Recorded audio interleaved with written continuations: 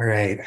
Um, Thank you so much, everyone, for being here. I am really excited to share my experience with you tonight. Uh, in starting off, I would first like to express my love and gratitude for Jeff and Catherine. Um, I have thought over the years, and I'm not sure if I've ever told you directly, just how remarkable it is that you had the inspiration to start this community. And I've been so impressed with your love and devotion and generosity that you have demonstrated over the years. And so it's really special. And I just wanted to say that before we start. I also really appreciate all of you being here, those that are in person and those virtually on Zoom. Some of you I know very well, and others I don't think we've met yet. But I don't think it's a small thing to come together and have these type of discussions. In the spirit of understanding and love and trying to work through and around a somewhat challenging topic. So I appreciate you being here. So tonight, I would like to share a little bit about my experience as being a queer person coming from a Mormon background. I think that there's a lot of different directions that a conversation about this can go. But tonight, I just want to share what my personal experience was. And I hope through relaying that it's going to connect with many of you and provide something that is insightful or helpful, depending on what your experience is and kind of what your questions may be around this area. So to start off, I want to tell you a little bit about my background. I am the youngest of, was born the youngest of 6 children into a happy and beautiful Mormon home. If you can imagine, it is way too early for that to start. But if you can imagine the sweetest and kindest and most beautiful of mothers,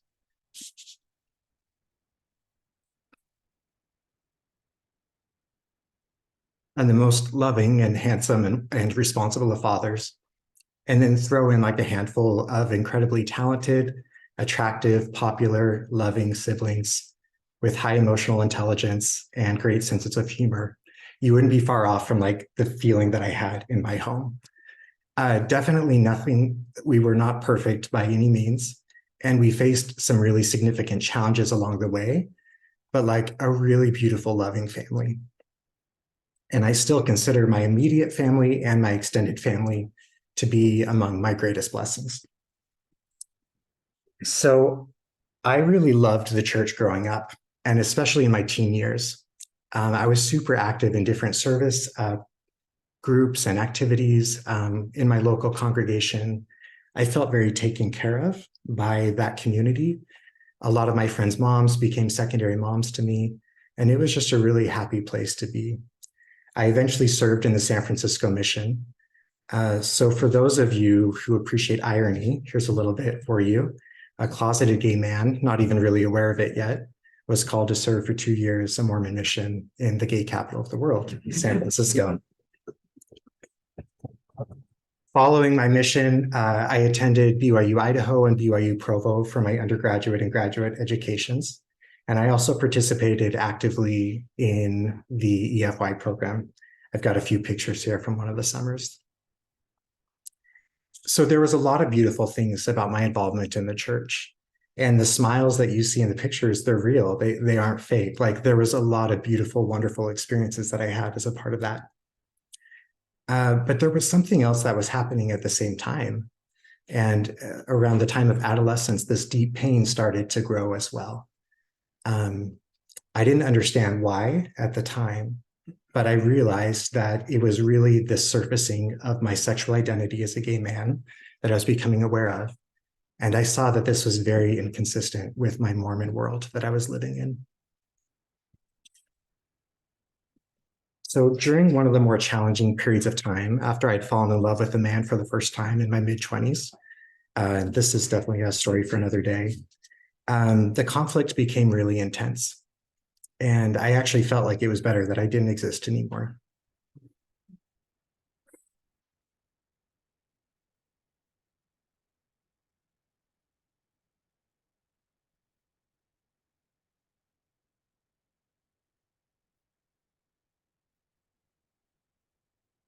All right.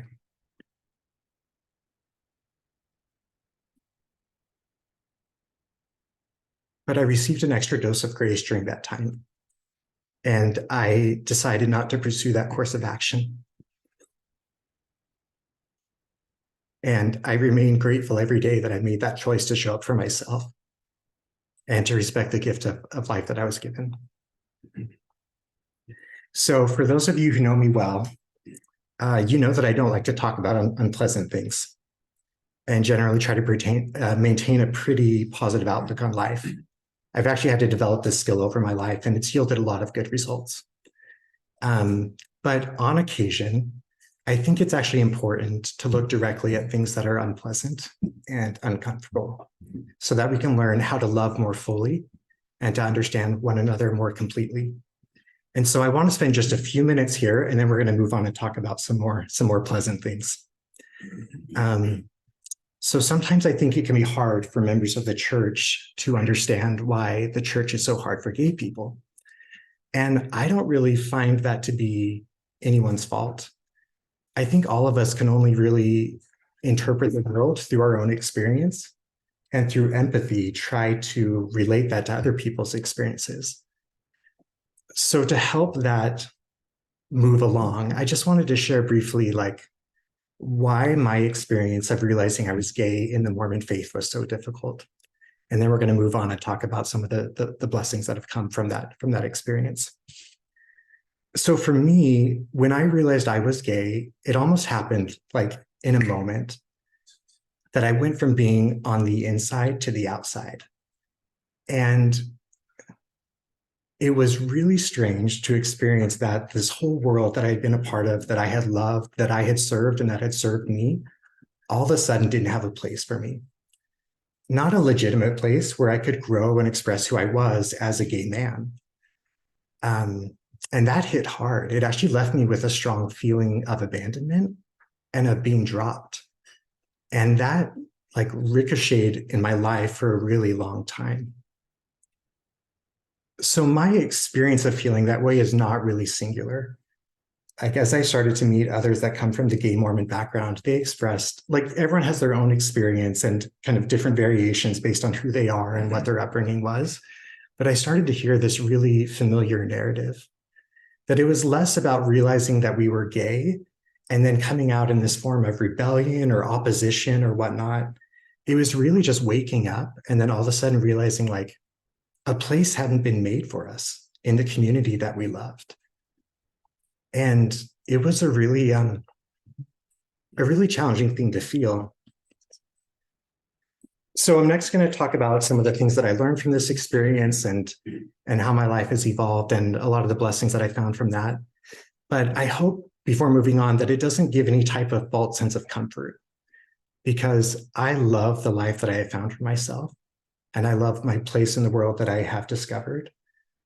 But I also am aware that there are a lot of people that are still in that conflict and that are still navigating those communities that haven't made a place for them.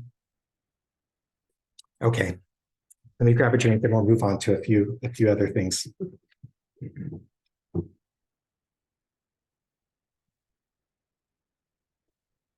So somewhere between my mid to late 20s, a shift started to happen for me.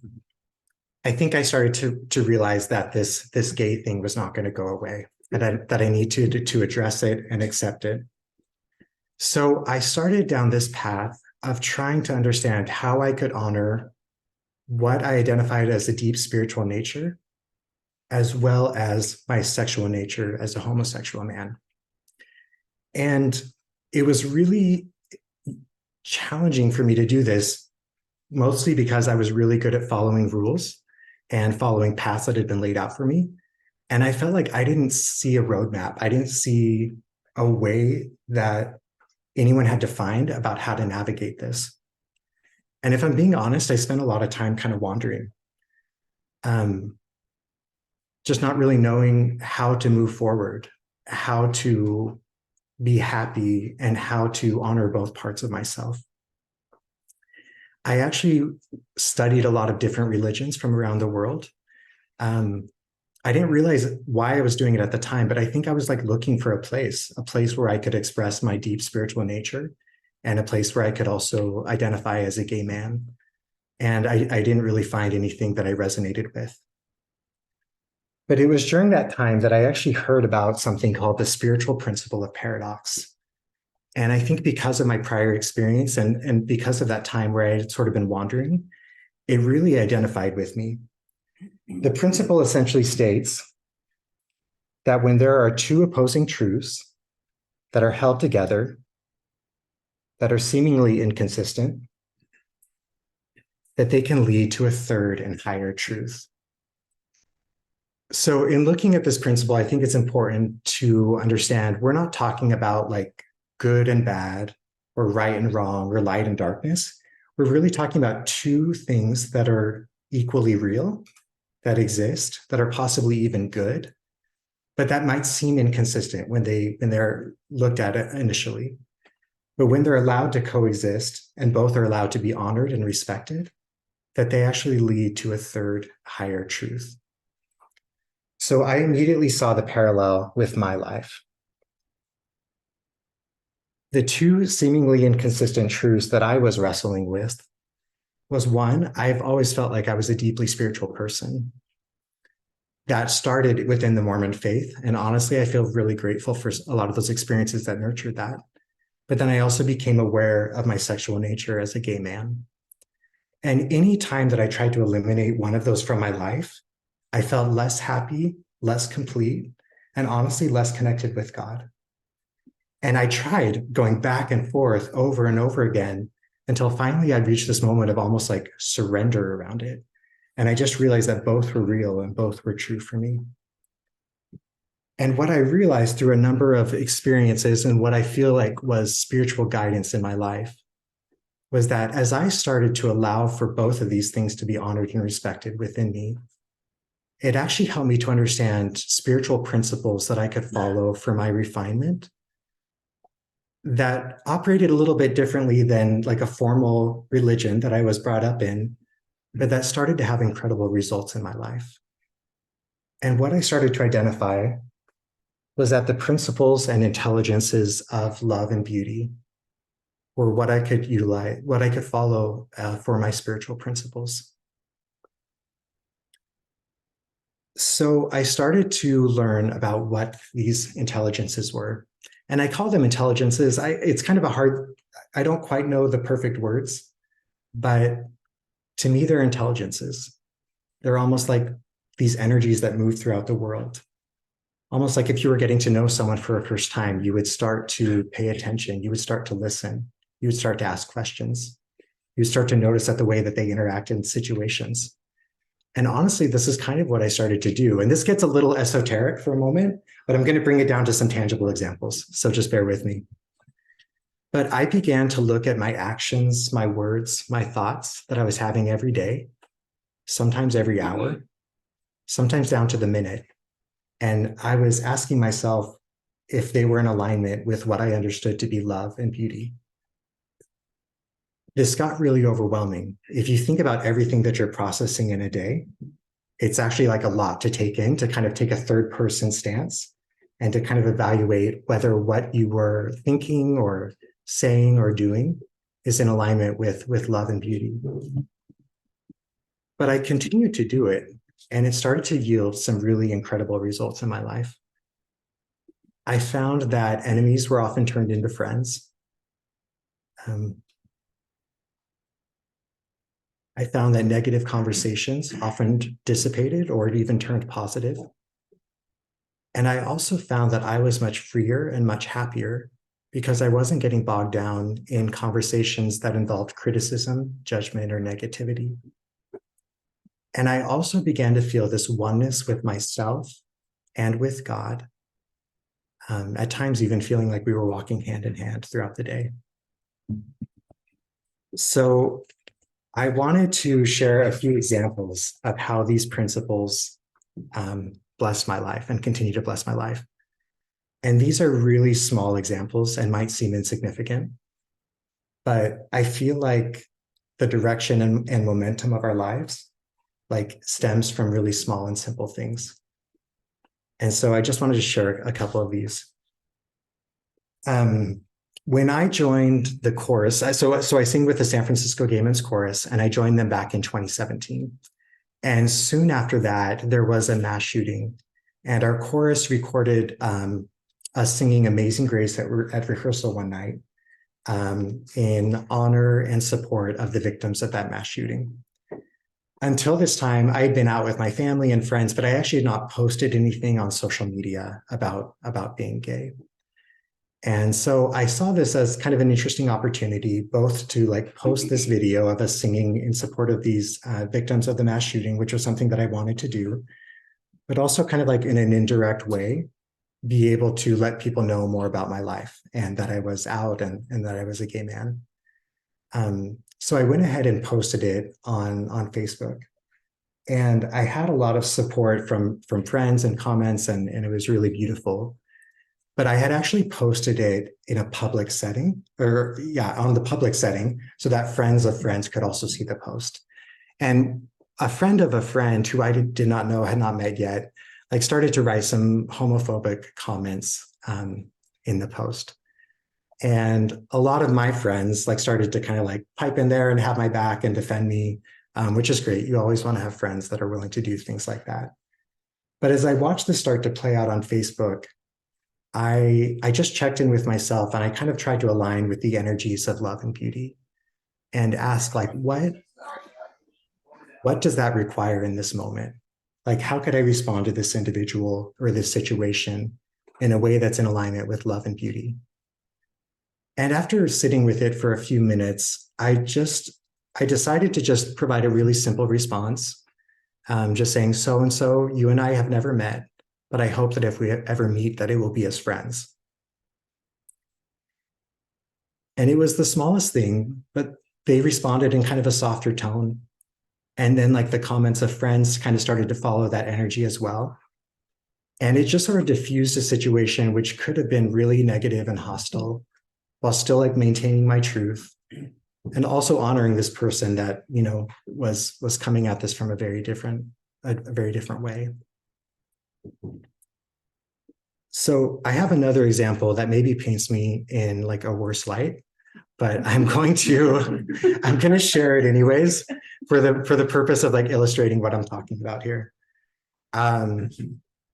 Throughout my life, and I do not know where this stems from, but in general, like I think I approach people in a pretty gentle and kind way until it gets to unhelpful customer service representatives. And like I say, like I do not know why that is like the subsection of the world that I like don't apply that to. And like I'm not, don't get me wrong, like I'm not nasty. Like my version of angry, most people don't even pick up on as angry. So I'm not talking about anything like atrocious here. But like that is like what gets me every time, is when I'm dealing with a customer service representative who's unhelpful and potentially even a little disrespectful. So I've known this about myself, and it's something that I've worked on, like not with great effect throughout my life. But as I was starting to like connect more with these principles of love and beauty, I realized like it extended to those situations as well, to those people, both for them and for me in those situations. So I started to apply a lot more an attitude of patience in those situations, being much more generous in my assumptions around the information that they actually had access to or what decisions that they could make. And also like, even if something was being unhelpful, like still wanting them to have a better day, like regardless of us resolving it. Like that was a higher priority for me. And I don't have any like brilliant, like a success story from this other than like, I don't get upset in those situations anymore. And I think I generally have like refined myself in my behavior in those situations. Again, I know that might seem like a really simple, like those might seem like really simple examples. But I think what I've realized is that I was kind of forced to go down this different path that I needed to define. And I was needing to identify the principles that were going to lead me on that path. And I think I saw that as I started to apply spiritual principles of love and beauty to follow, instead of like a rule-based formulaic approach to being worthy, I actually saw that I was leaning into life in a more heart-centered way, a more comprehensive way. And it's really blessed my life. It started to impact my life in some really like tangible things as well. I started to pay attention to the food that I ate. And I would literally ask myself like how I felt when I ate something and if it was in alignment with love and beauty. I know that sounds a little fanatical, but I actually started to notice a trend. And like when I was putting organic fruits and vegetables and natural foods into my body, honestly, I felt more connected. And when I was doing things like sugar and processed foods, like I felt duller, less able to connect with my intuition. And it started to have a really big impact on my health.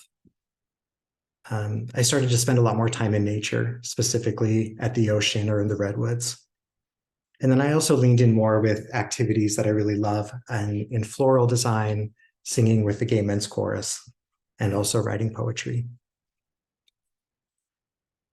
But I think what's most important for me out of all this is that I found this connection with God and with the spiritual world in an even more open, heart-centered way that has given me a foundation of understanding my worth and my value to God.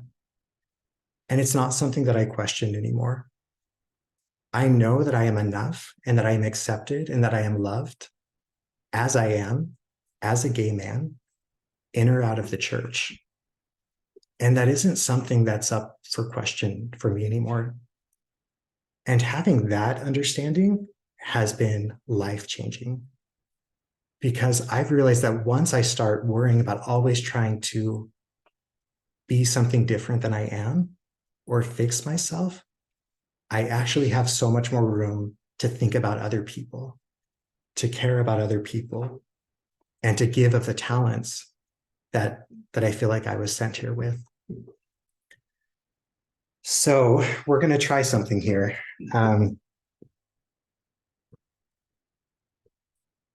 During the last couple of years, I came across a song that describes kind of what this shift has been that I'm trying to express. And I'd like to share a little bit of it with you.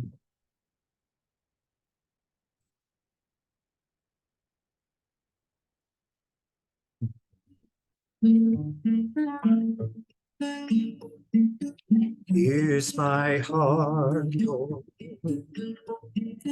Here's my heart, Lord. Here's my heart, Lord.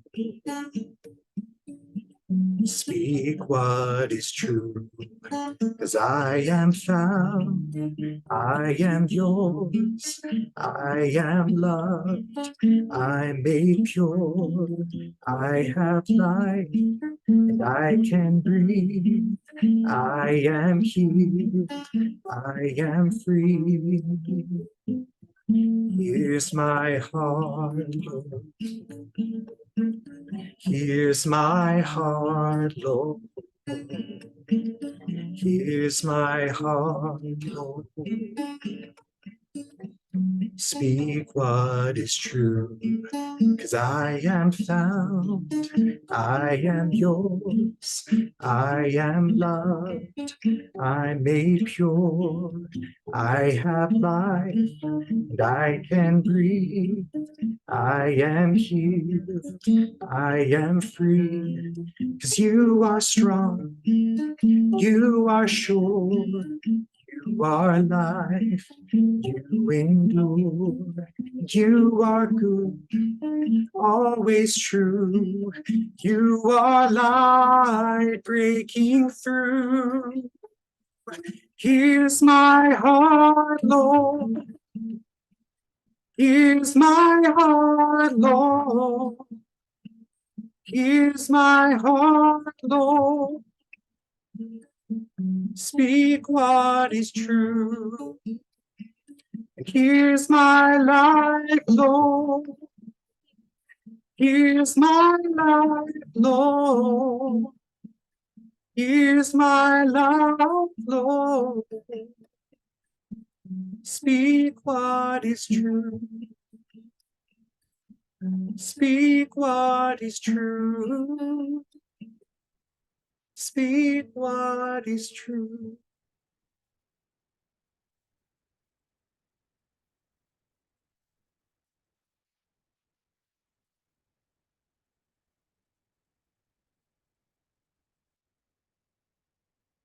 So I feel a lot of gratitude for my journey and for my experience. And you could tell by my emotions at the beginning, like there was a lot that was a part of that was challenging. But because of the place that I've come to and what I've realized, I feel gratitude for those experiences. I want to tell you a little bit about this picture up here, because for me, it has a lot of symbolism. So this is a lady slipper orchid, and it is one of my favorite flowers. It's a really interesting flower because it actually takes about 5 years of growth and maturing before it will produce its first bloom. And then thereafter, it will produce one bloom a year. And the bloom is really gorgeous. It opens up in a really dramatic way where the top of the petal like opens up first, and then the side petals kind of expand like wings. And then it just stays beautiful for a few weeks. And when I learned that about this flower, it really resonated with something in me. You know, I wondered why this orchid would need to stay dormant and like establishing its foundation for so long before blooming, when there are other varieties that you can plant and within a few weeks you can start to see the progress and the beauty. Like, why did it have to stay in the soil, in the darkness, gathering its strength and like establishing its roots? And I don't know the answer to that, but I think it's really remarkable when something like that blooms. And I think there's a special appreciation for it when we get to see its beauty. And I think there's a parallel for all of us in our lives in a simple thing like an orchid. So again, I really appreciate being able to be here with you all, and I appreciate being able to share my experience. I believe that we have some time for a few questions. So I'm happy to answer anything or try to answer anything that anyone is curious about.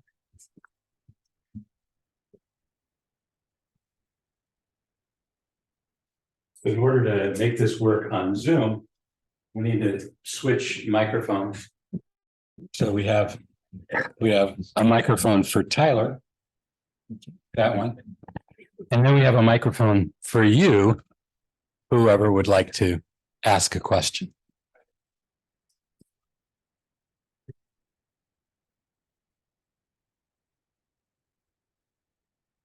Okay,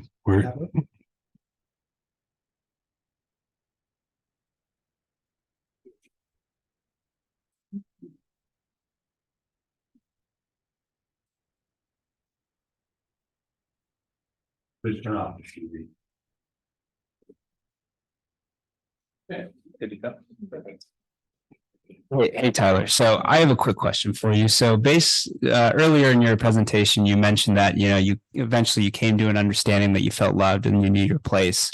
Was there a specific maybe moment or experience or maybe a person that kind of helped you to that? Or do you have anything that maybe you could share for us as to how you came to that understanding for yourself? Of sort of realizing just that I was fully loved and okay, like as a gay man. Yeah. Yeah, thank you so much. And what is your name, by the way? I'm Nathaniel. Nathaniel. Okay, thanks.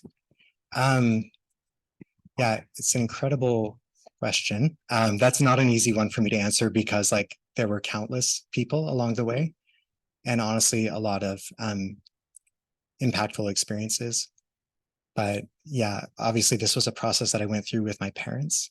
They were really incredible, supportive, and loving through that process. And then along the way, there have been so many friends, so many communities, the Hearth community. Like, it's actually kind of hard for me to be able to pick one. I will say this though, I think it was people and places that made me feel like there was a space for me, like helped me to get there. Because I think somewhere in my heart early on, I actually never felt judged by God for being gay. like that was never my experience. It was really just from organizations and cultures in the church that I felt that. But it was never in my heart. And it took me a long time to like build that strength up where I could say actually like how I felt.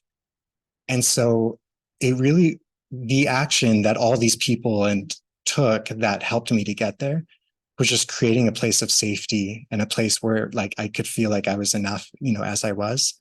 And then at some point it just clicked. It was honestly like not a simple process though. So hard to just pick one. Thanks.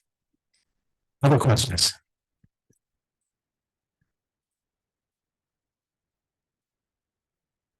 So kind of following up on that, do you have any recommendations for how people can make space for queer people in cultures and organizations? Thanks, Brian. I have a few ideas, but I would first like to defer to other members of the queer community in the room. If you have anything that you would like to respond with. I feel like there are some people here that are much more knowledgeable about this than I am, but I'm happy to share my thoughts as well. Could you ask the question one more time? And then if there's anyone else in the room that wants to offer an answer, I would appreciate it. Just recommendations for how we can make space for everyone. Anyone? I think we're back to you, Tyler.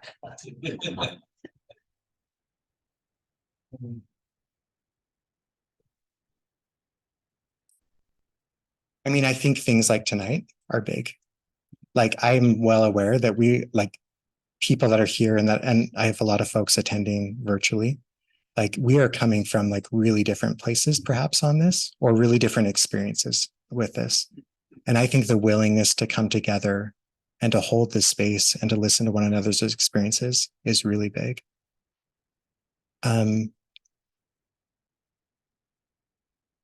I will say also, I want to call out a few examples that have happened in my life that have been really helpful. A lot of you know that I'm really close with my mom. And as I mentioned before, she's just like the sweetest, kindest person in the world. She was really a big part of me processing a lot of this. And it was a process for her to like learn about this and to understand what it meant. But she took an action at one point where she actually wrote like a member of the first presidency and just asked for more help, guidance, and direction for people like me in the community. And when she told me that she did that, like it meant so much to me because my mom isn't really the type to like be an activist or to be doing things like that. But the fact that she could see what I was experiencing and took the action to seek help for me in that way really meant a lot. I think that there are countless ways within the church that actions like that can be taken. And it really communicates a lot to those that are in the queer community when people speak up, when people push back on homophobic comments, when people wear little rainbow pins on their ties to church or on their suit lapels. And like all of those things communicate in a really big way. And I think they help create that sense of safety.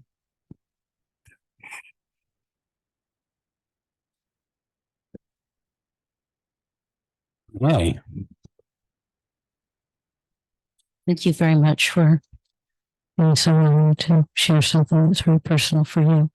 And I wondered if the feeling that I had, especially when we were talking about your purification with customer service reps, I can totally relate to that because that's something that I'm working on as well to, just to not let that fuse.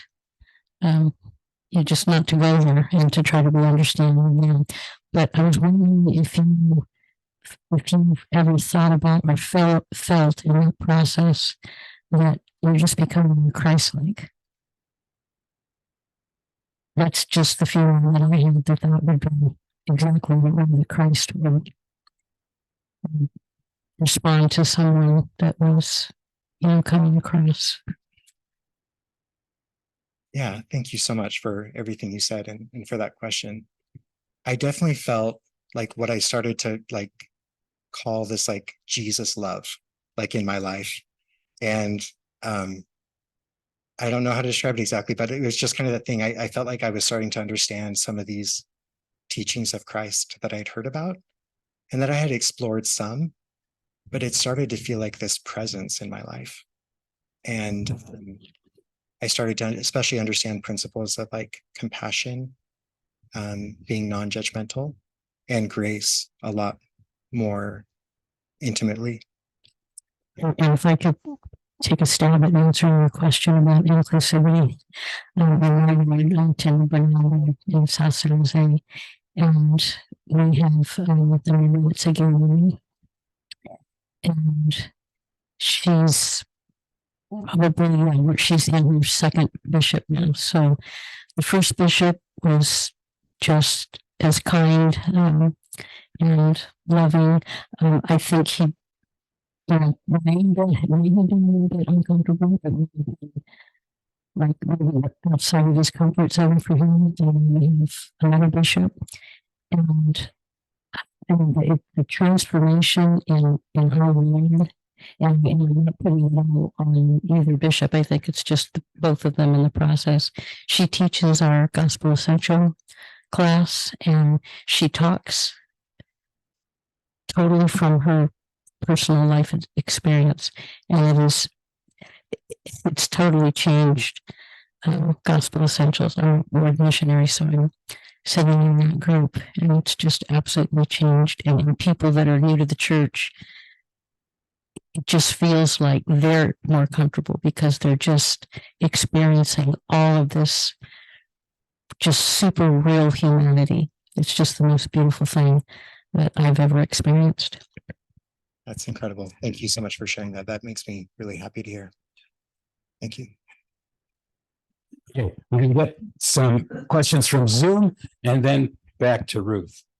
Okay, so there's a question here from one of the people on Zoom, and they said, this can be a very controversial question, but what are your hopes, Tyler, for the LDS Church in the future as it pertains to culture and policy on the queer community? Could you say it one more time? What are your hopes for the church in the future as it pertains to culture and policy on the queer community? Yeah, thank you, whoever asked that. Yeah, I mean, it's pretty simple for me. Like, I want for the queer community to be fully included and accepted.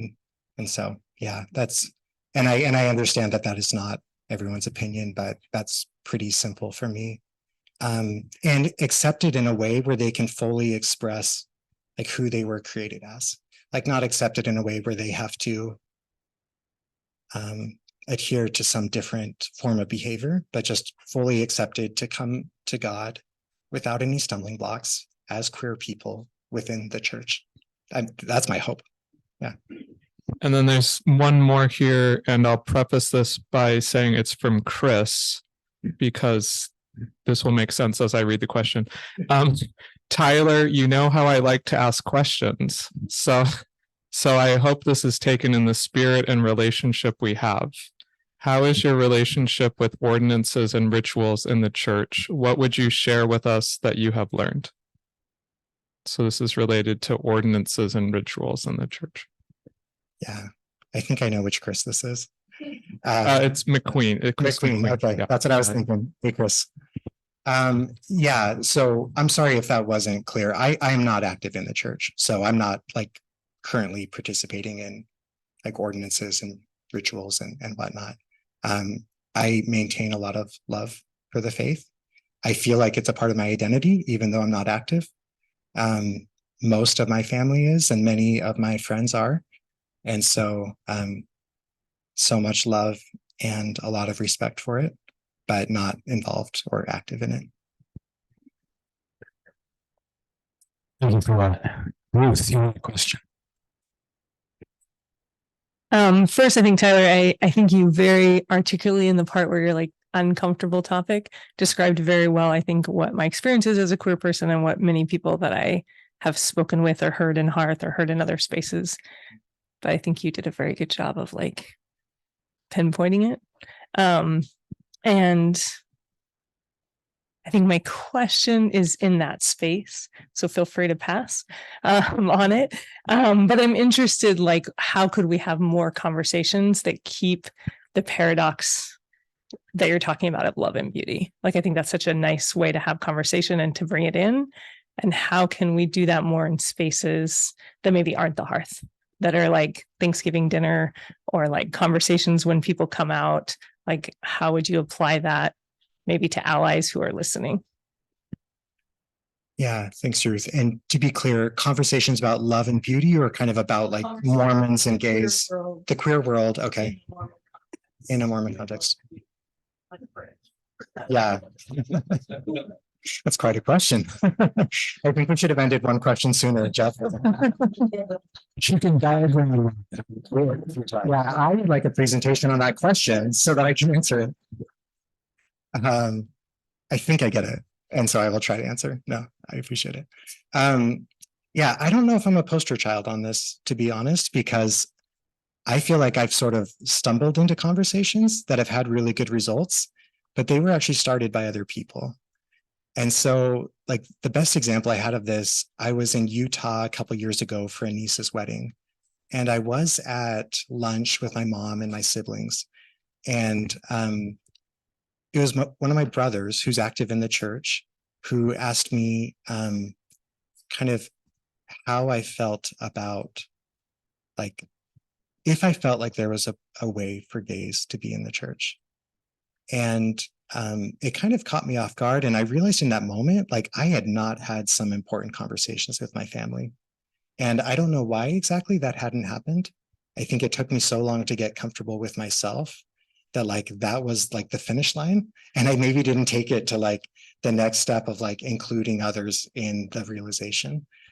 But it led to this incredible conversation where we were really able to dig into this, and they were able to see my perspective fully.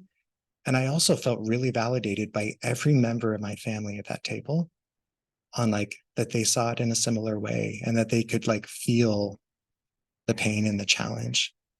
I think conversations like that take willingness and openness from everyone involved. I'm trying to think if I have other examples of where I've surfaced it. I think earlier on, obviously, I had to surface it with my parents when we were starting to have these conversations. And I think in that context, the most helpful thing for me, like, obviously, when you come out to anyone, you want for them to like jump up and down and like give you a cake and like balloons and like that's what you want. But like, I don't know if that's the most realistic thing. Like, I went through my own grieving process of like figuring it out and of understanding what it meant for my life and acceptance. And I think it's realistic to expect that other people might have a process around it. And so in those earlier conversations that I had with family and friends, I think what I would try to do is help them understand that I still had a lot of love and respect for the thing that we used to share of the faith, but that there's this really different aspect of my life now. And it's really important as well. And kind of like wanting to share that with them. I think when people feel threatened or in danger, they shut down. And so if people can feel validated and safe, but then giving them new information, opportunities to know you more fully, that's yielded probably the best results for me. I hope that answers sort of it. One last simpler question for Tyler. My question is not a question. It's just it's a little plug for Tyler because I'm a client and he does my flowers and they're beautiful. So I just wanted everybody to know that if you want to get flowers done, get it done. But Nice. Thanks for that. What's the name of your business? It's my full name. It's Tyler David Lake Flower Art. Yeah. Tyler David Lake Flower. Flower Art. Flower Art. Thank you. We don't get the flow. Are there any other questions or other plugs for Tyler? Amy. Well, you go first.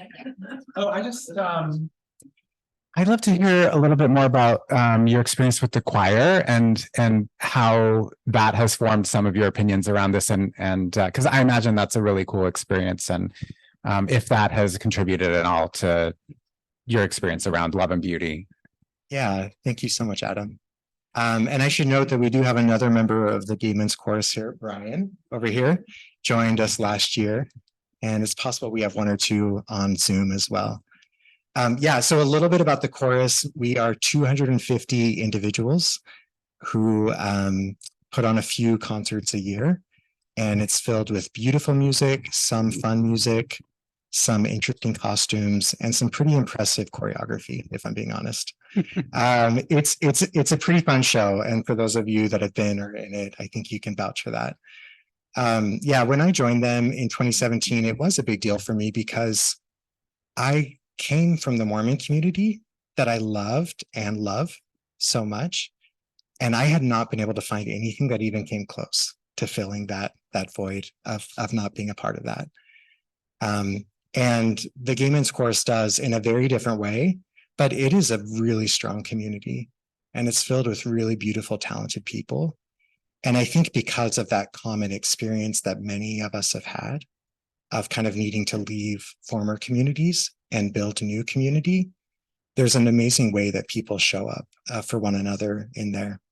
So yeah, I love it for the music. Like obviously music is a way that I consider important in sharing love and beauty.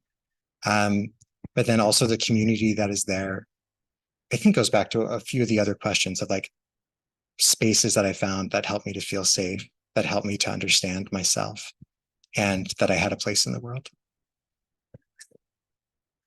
Okay, and now Amy for the final question.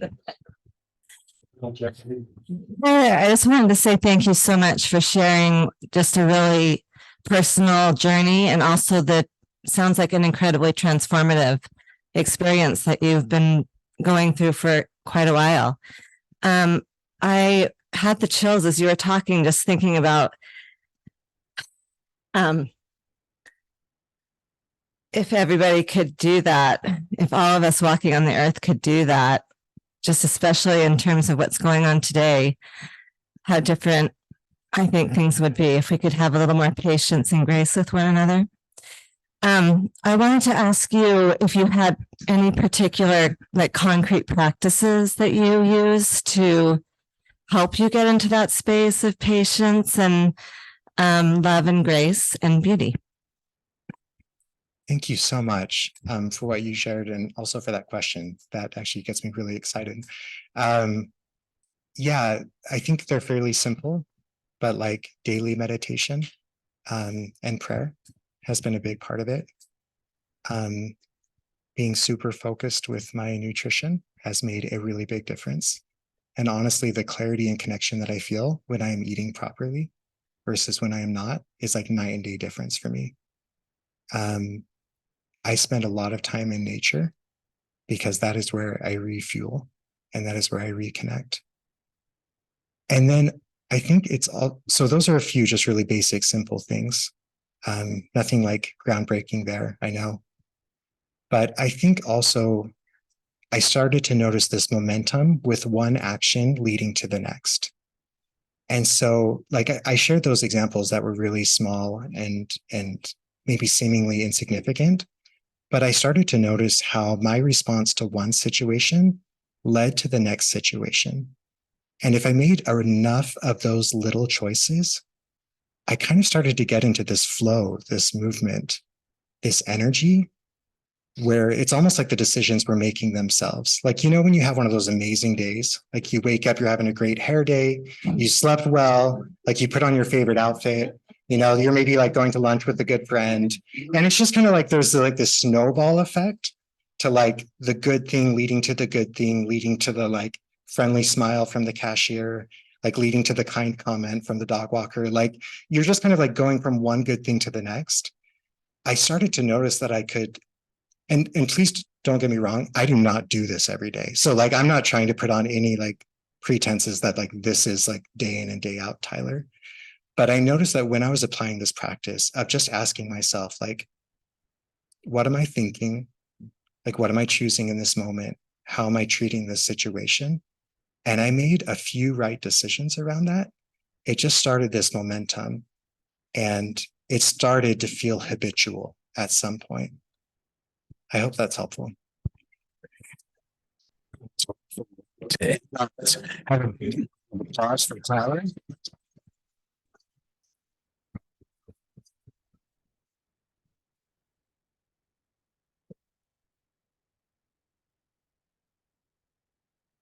Want to really thank Tyler for being here and so vulnerably sharing about his journey and his space, his love and beauty.